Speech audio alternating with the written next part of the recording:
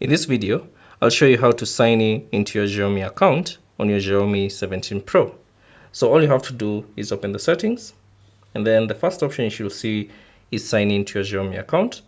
Tap on that, and then all you have to do is select sign in using your Xiaomi account. So select that, and then type in your email address and password, and then select sign in, and that should sign in to your account. So let me just do that, and then tap on sign in, and then give it a few seconds. And then now you have to complete a security captcha for you to sign into your account.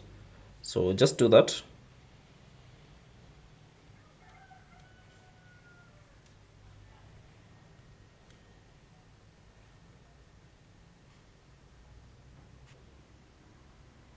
Now once it's done, it should automatically sign in you to your Xiaomi account. So for some reason, my reCAPTCHA is not working. But once you have successfully completed the reCAPTCHA, it should automatically get to your Xiaomi account. Thanks for watching, and I'll see you on the next one.